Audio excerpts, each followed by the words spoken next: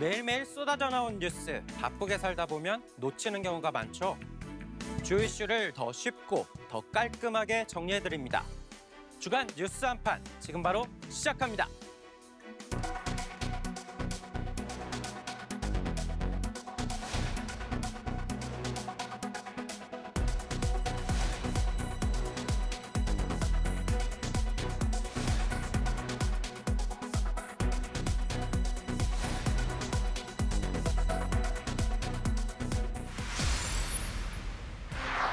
우리 현대사에서 빼놓을 수 없는 사람들이 있습니다.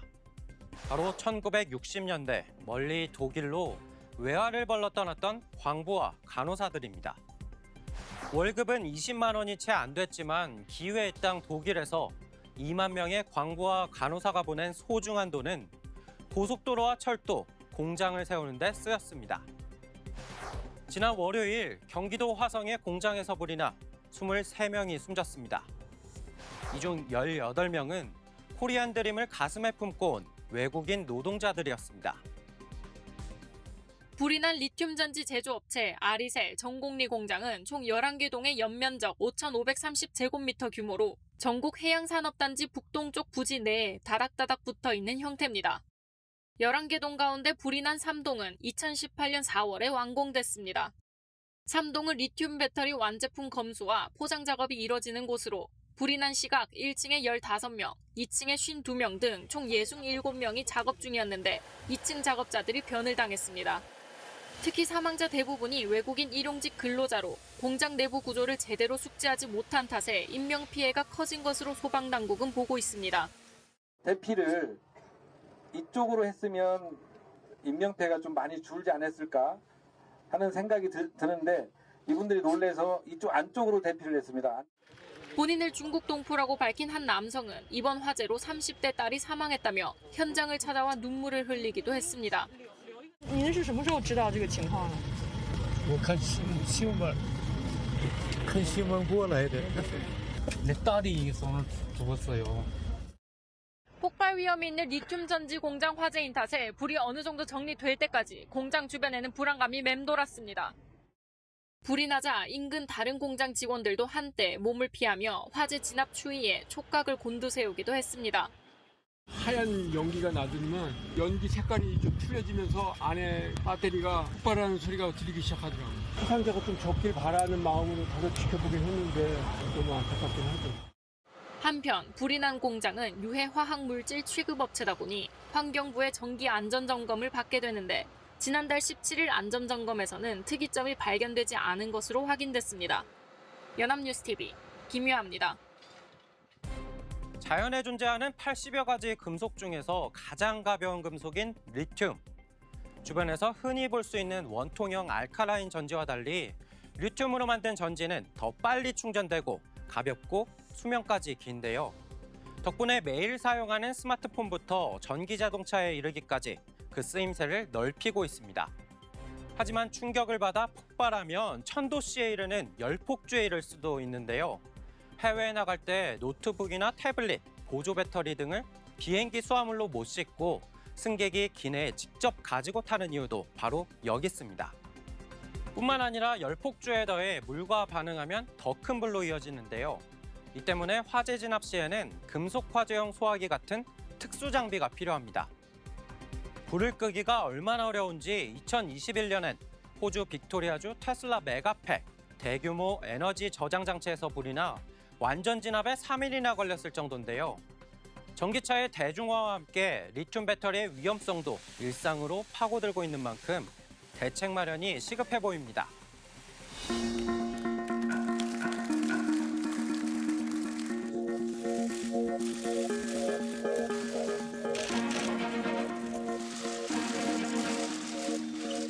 더불어민주당의 당 대표직을 사임하게 됐습니다.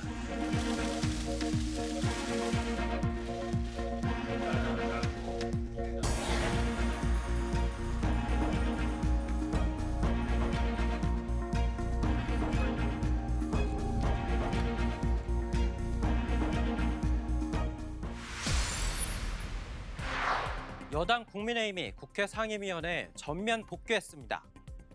여당 몫으로 남겨진 7개 상임위원장직을 수용하고 민생을 챙기겠다는 각오였는데요. 지난 25일 여야가 모두 참석한 첫 국회 법제사법위원회가 열렸습니다. 그런데 이 자리에서 누가 공부를 열심히 했냐 하는 말다툼이 벌어졌습니다. 서강대 공공정책대학원 석사 출신 정청래 법사위원장과 서울대 법학 학사 출신 유상범 국민의힘 의원 사이에서인데요. 국회의 민주적이고 효율적인 운영을 위해 만들어진 국회법을 누가 더 잘 아느냐는 겁니다. 국민의힘이 참석한 첫 법사위 전체 회의에선 시작부터 여야의 말다툼이 빚어졌습니다. 국회법 공부 좀 하고 있어요. 공부는 내가 조금 더 잘했지 않겠어요? 국회법은? 고성의 원 끝에 회의는 시작한 지 6분 만에 정회되기도 했습니다. 회의에선 지난 21대 국회에서 대통령의 거부권 행사로 폐기된 방송 3법과 방통위법 개정안이 상정됐습니다. 국민의힘은 법안 체계 오류 등을 지적하며 추가 대체 토론과 소위 회부를 주장했지만 충분한 논의와 수기 끝에 통과되었다라고 하실 수 있도록 오늘 전체회의 계류해서 다음 기일에 다시 한번 논의할 수 있는 기회를 주시고 더불어민주당은 법안 처리 강행 의사를 고수했습니다. 이 법안은 체계와 자구 어긋나는 것이 없다. 그런 말씀을 위원장께 말씀드리겠습니다. 방송사법은 지난 18일 과방위에서 넘어온 지 일주일 만에 법사위 문턱을 속전속결로 넘었습니다. 여당은 법안 처리 뒤에도 기자회견을 통해 야당을 강하게 비판했습니다. 과방위에선 민주당이 국민의힘 김장겸 의원의 과방위원 자격에 대해 문제를 제기하자 여당 의원들이 이에 반발해 전원 퇴장하기도 했습니다. 전세사기 특별법 청문회가 열린 국토위 전체 회의에서도 여당은 증인과 참고인 채택과 자료 요구가 일방적으로 진행됐다며 퇴장했습니다. 우여곡절 끝 원 구성은 마무리됐지만 각종 입법을 둘러싼 여야 간 힘겨루기는 이어질 것으로 보입니다. 연합뉴스TV 소재영입니다.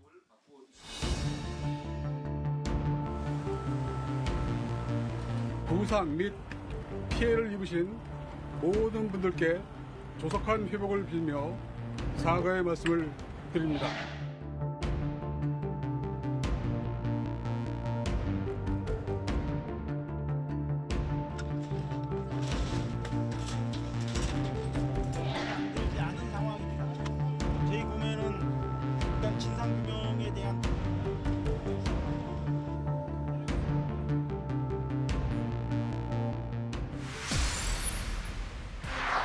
백령도와 대청도, 소청도, 연평도 그리고 우도까지 이 5개 섬을 일컬어 서해 5도 또는 서북도서라고 부릅니다. 지도를 보면요. 바로 코앞에 북방한계선을 넘어 북한이 있다는 걸 알 수 있습니다. 우리 서해안의 최전방이자 군사적 요충지로서 긴장이 끊이지 않고 있는 곳인데요. 남북 9.19 군사합의 효력정지 이후 7년 만에 서북도서에서 우리 해병대가 사격훈련을 했습니다. 북한에 잇따른 미사일 실험과 오물풍선에 대한 맞대응 성격입니다.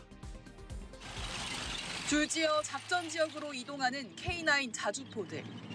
사격 개시 신호에 맞춰 커다란 굉음을 내며 포탄을 발사합니다. 다연장 로켓 천무도 서해상으로 가상의 표적을 향해 불을 뿜습니다. 연평도와 백령도 일대에서 진행된 해병대의 해상사격 훈련입니다.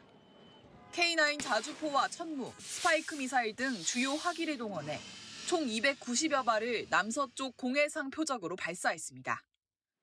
서북도서에서 마지막 정례 해상 사격 훈련을 한 건 남북이 9.19 군사 합의를 체결하기 전인 2017년 8월.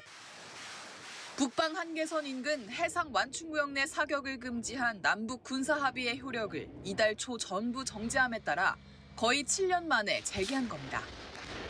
해병대는 지금 당장이라도 적과 싸울 준비가 되어 있습니다. 적이 도발하면 준비한 모든 것을 쏟아부어 즉각 강력히 끝까지 응징할 것입니다. 한반도 동부 지역 상공에는 한미 공군의 연합훈련이 펼쳐졌습니다. 적이 아군에게 피해를 주기 전에 이를 지연 혹은 무력화시키는 작전훈련인 대대급 한미연합 공중훈련, 쌍매훈련의 일환입니다. 약 한 달 만에 다시 한반도에 전개한 세계 최강 스텔스 전투기 F-22 랩터도 처음으로 이 훈련에 참가했습니다. 미군 항공모함 시어도어 루스벨트함을 필두로 한 한미일 해상연합훈련도 이번 주 예정돼 있습니다. 다만 군은 북한 오물풍선 살포에 대한 직접적 맞대응은 자제하는 분위기입니다. 지난 9일 오물풍선에 맞대응해 접경 지역에서 대북 심리전 방송을 했던 군은 그 후로 확성기 가동을 멈췄습니다. 북한이 연일 오물풍선을 내려보내고 있지만 유해한 물질이 발견되지 않은 데다 우리 측 피해가 거의 없었다는 판단이 깔린 거로 보입니다. 연합뉴스TV 이은정입니다. 이 의혹을 중심으로 특위를 구성한 걸로 알고 있고요. 잘 협의하도록 하겠습니다. 범죄자 취급을 했고 노예 취급을 했습니다. 이런 상황에서 어떻게 정상적인 대화가 되겠습니까?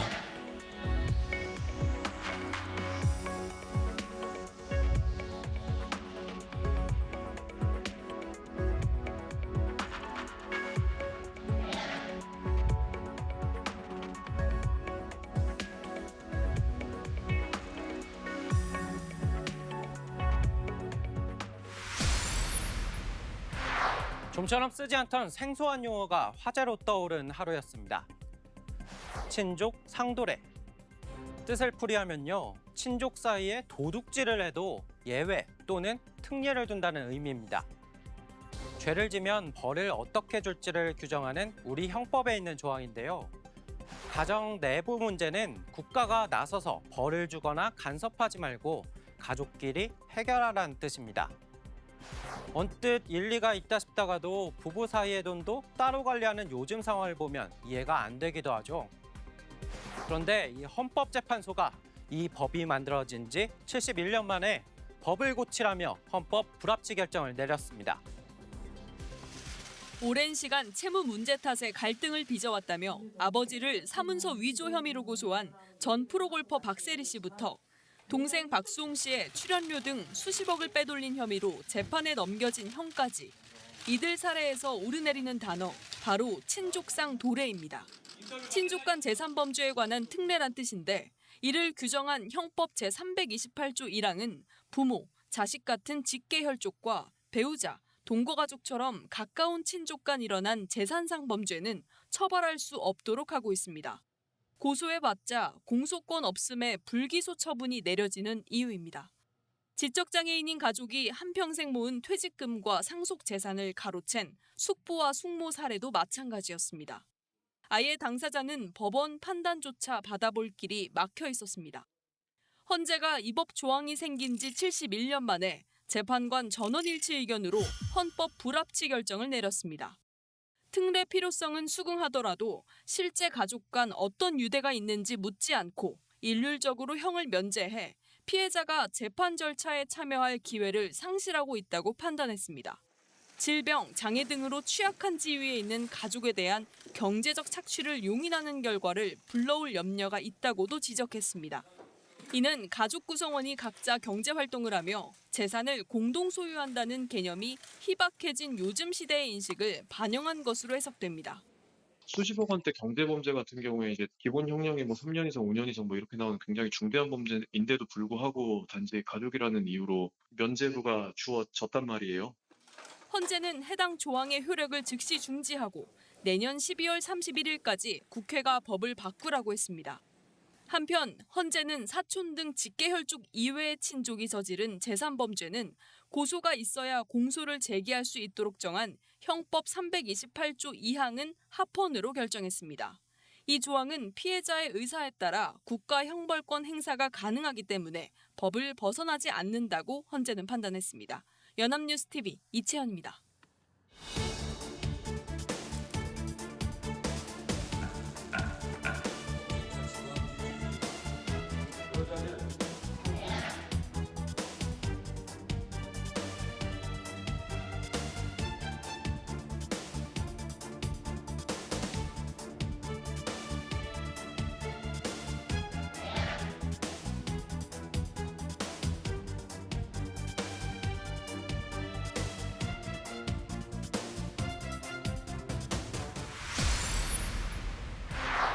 (1960년) 미국 최초의 대선 후보 텔레비전 토론이 열렸습니다. 당시 존 F 케네디 상원 의원과 리처드 닉슨 부통령이 맞붙었는데요. 흑백 화면 속 닉슨의 얼굴은 창백했고 햇볕에 그을린 피부에 케네디는 여유 있는 모습을 보였습니다. 결국 무명이나 다름없던 정치 신인 케네디가 최연소 미국 대통령이 될 수 있던 건 이 TV 토론에서 보여준 겉모습과 입담 덕분이었다고 평가받습니다. 넉 달 앞으로 다가온 미국 대선의 첫 TV 토론이 열렸습니다. 바이든과 트럼프, 미국의 전현직 대통령 2명이 미디어 정치 무대에서 4년 만에 다시 맞붙었습니다. 두 후보는 악수도 교환하지 않은 채 TV 토론을 시작했습니다. 먼저 경제 분야에서는 미국 내 고물가 상황을 두고 설전이 벌어졌습니다. 바이든 대통령은 트럼프 정부가 망쳐놓은 경제 상황을 자신이 되돌려놨다며 선방을 날렸고 트럼프 전 대통령도 자신이 재임 기간 경제와 국방이 강화됐고 오히려 바이든이 경제를 망쳤다며 맞불을 놨습니다. 불법 이민 문제에서는 트럼프 전 대통령이 공세를 폈습니다. 바이든 후보가 테러리스트들에게 국경을 개방했다고 몰아붙였고 이에 대해 바이든 후보는 거짓말이라고 비난하면서도 국경 경비를 강화하겠다고 했습니다. 외교 안보 분야에서는 이른바 두 개의 전쟁과 동맹 방위비가 화두로 던져졌습니다. He was standing with his four-star general, and he told me, he said, I don't want to go in there because they're a bunch of losers and suckers. My son was not a loser, was not a sucker. You're the sucker. You're the loser. You got to ask these people to put up the money. We're over $100 billion more spent, and it has a bigger impact on them because of location, because we have an ocean in between. You got to ask them. As far as Israel. 두 후보는 자신들이 아킬레스건으로 꼽혀온 사법 리스크와 고령 리스크를 두고서도 전혀 문제될 게 없다고 반박하며 상대가 거짓말을 하고 있다며 방어막을 쳤습니다. I didn't have sex with a porn star, number one. Number two, that was a case that was started and moved. They moved a high-ranking official, a DOJ, into the Manhattan DA's office to start that case. Look, I'd be happy to have a driving contest with him. I got my handicap, which when I was vice president, down to a 6. But by the way, I told you before, I'm happy to play golf if you carry your own bag. 두 후보는 짧은 한 번의 휴식을 빼고 90분 내내 서서 토론을 벌였습니다. 트럼프 전 대통령은 시종일관 정면만 응시한 채 이야기했고 바이든 대통령은 중간중간 어이가 없다는 표정으로 상대를 응시하기도 했습니다. 연합뉴스 이준삼입니다.